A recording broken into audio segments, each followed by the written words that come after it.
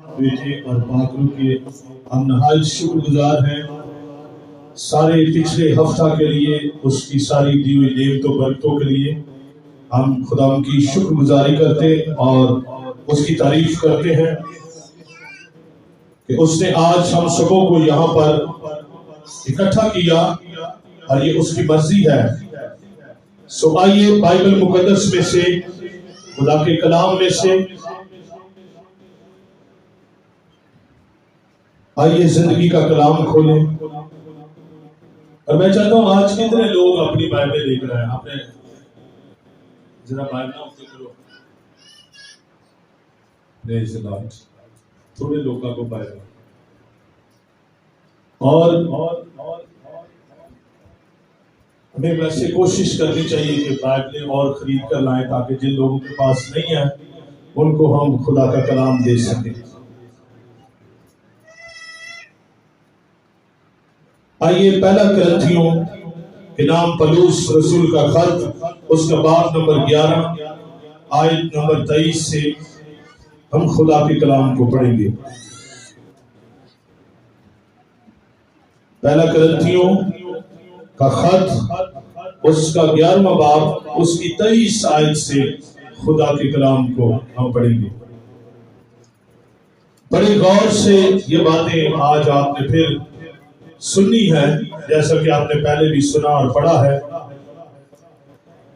لکھا ہے کیونکہ یہ بات مجھے خداوند سے پہنچی اور میں نے تم کو بھی پہنچا دی کہ خداوند یسوع نے جس رات وہ پکڑوایا گیا روٹی لی اور شکر کر کے توڑی اور کہا یہ میرا بدن ہے جو تمہارے لیے ہے، میری یادگاری کے واسطے یہی کیا کرو۔ اسی طرح اس نے کھانے کے بعد پیالہ بھی لیا اور کہا یہ پیالہ میرے خون میں نیا عہد ہے، جب کبھی پیو میری یادگاری کے لیے یہی کیا کرو۔ کیونکہ جب کبھی تم یہ روٹی کھاتے اور اس پیالے میں سے پیتے ہو تو خداوند کی موت کا اظہار کرتے ہو جب تک وہ نہ آئے۔ اس واسطے جو کوئی نامناسب طور پر خداوند کی روٹی کھائے یا اس کے پیالے میں سے پیے وہ خداوند کے بدن اور خون کے بارے میں قصوروار ہوگا۔ بس آدمی اپنے آپ کو آزما لے، اسی طرح اس روٹی میں سے کھائے اور اس پیالے میں سے پیے، کیونکہ جو کھاتے پیتے وقت خداوند کے بدن کو نہ پہچانے وہ اس کھانے پینے سے سزا پائے گا۔ اسی سبب سے تم میں بتھیرے کمزور اور بیمار ہیں اور بہت سے سو بھی گئے۔ اگر ہم اپنے آپ کو جانچتے تو سزا نہ پاتے، لیکن خداوند ہم کو سزا دے کر تربیت کرتا ہے تاکہ ہم دنیا کے ساتھ مجرم نہ ٹھہرائیں۔ بس اے میرے بھائیو، جب تم کھانے کے لیے جمع ہو تو ایک دوسرے کی راہ دیکھو۔ اگر کوئی بھوکا ہو تو اپنے گھر میں کھا لے تاکہ تمہارا جمع ہونا سزا کا باعث نہ ہو، اور باقی باتوں کو میں آ کر درست کر دوں گا۔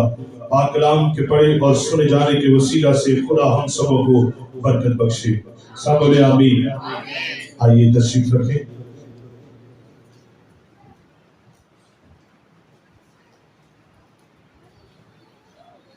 Praise the Lord. Hallelujah.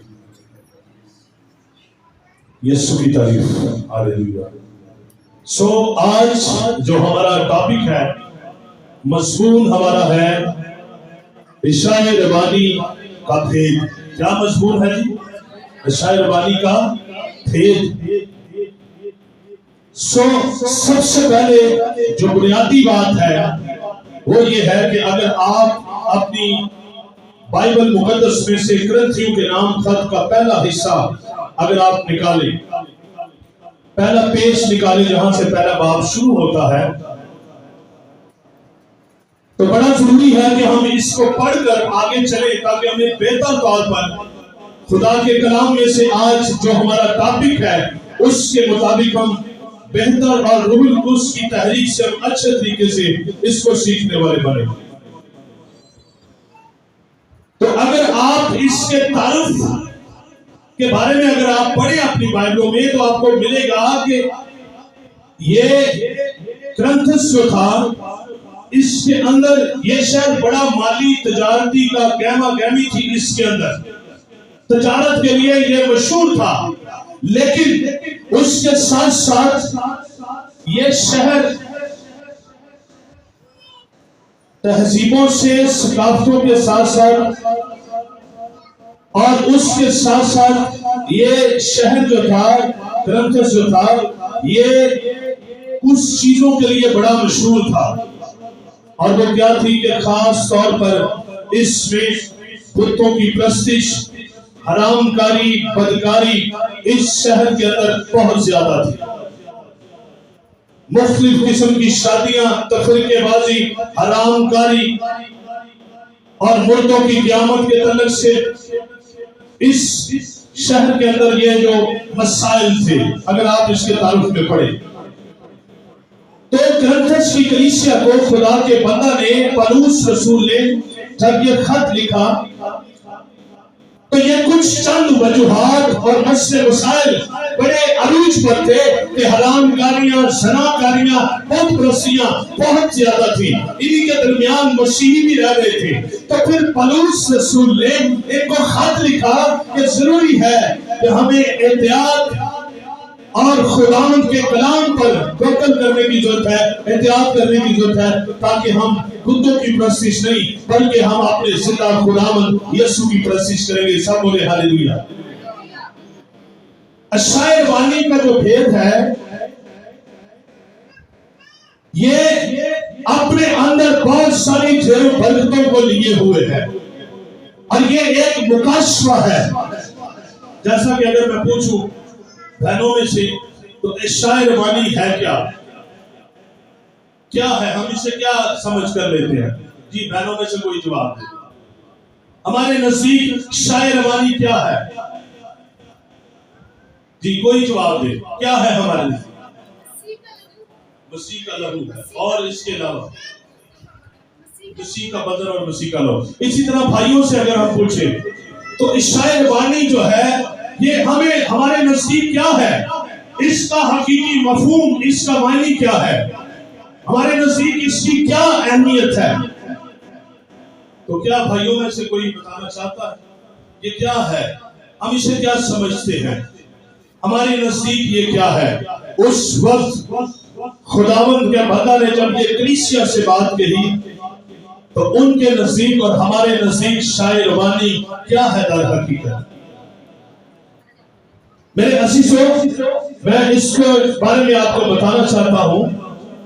اشعیا وانی جو ہے یہ ابتدائی کلیسیا سے اس کی ہمیں رسم جو ہے یا اس کا دیا جانا یا اس کا لیا جانا ہمیں ابتدائی کلیسیا کے ساتھ جوڑتا ہے۔ غور سے سنیں، ابتدائی کلیسیا پہلی صدی کے اندر اشعیا وانی کے لیے یہ کونسل جو بیٹھی تو یہ طے ہو گیا کہ اشعیا وانی وہ شخص لے سکتا ہے، یعنی اشعیا وانی کے لیے یہ قرارداد منظور کر دی گئی، یہ حکم جاری کر دیا گیا کہ اشعیا وانی وہ شخص لے سکتا ہے جو بپتسمہ لے گا، پہلی صدی کے اندر۔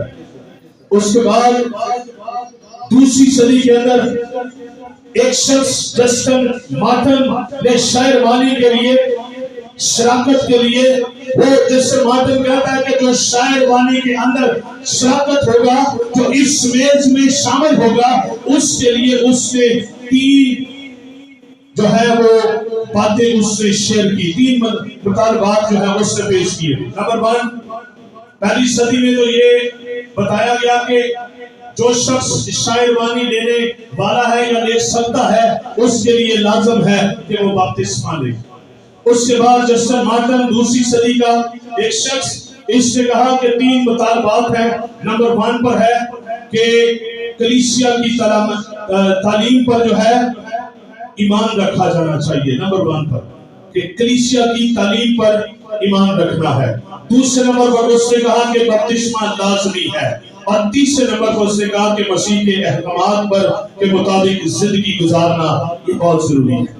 3 باتیں جسٹن مارٹن نے اس وقت بیان کی کہ کلیسیا کی تعلیم پر ایمان لانا، بپتسمہ لینا، اور اس کے بعد اس نے کہا کہ مسیح کے احکام کے مطابق زندگی گزارنا، اور جو مسیح کے ساتھ چلتا ہے اس پر ایمان لاتا ہے وہ میز میں شامل ہو سکتا ہے۔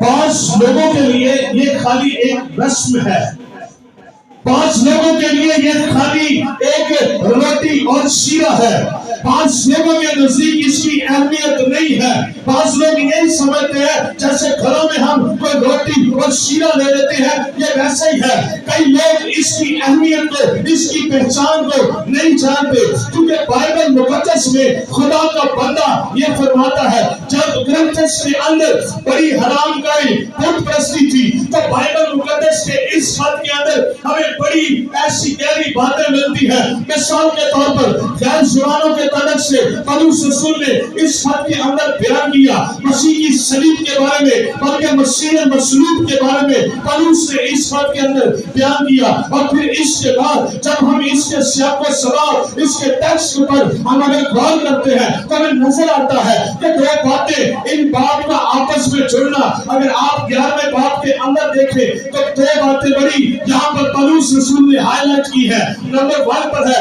اس نے کہا ہے کہ یہ ضروری ہے کہ عورت بال نہ کٹوائے۔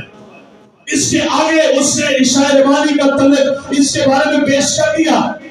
اس کا مطلب ہے کہ گرنتھس کے اندر بڑھتی ہوئی بے حیائی، بڑھتی ہوئی حرام کاری کی وجہ سے وہاں پر نظام دھرم ہو گیا تھا، اور کلیسیا کے لیے پولس جو ہے وہ فکر مند تھا۔ کلیسیا کے لیے اس کے دل کے اندر، اس کے علاقوں کے اندر ایک فکر، ایک سوچ تھی، اور روح القدس کی مسل سے بھر کر اس نے کلیسیا کو خط لکھا ہے کہ عورت اپنے بال کو نہ کٹوائے۔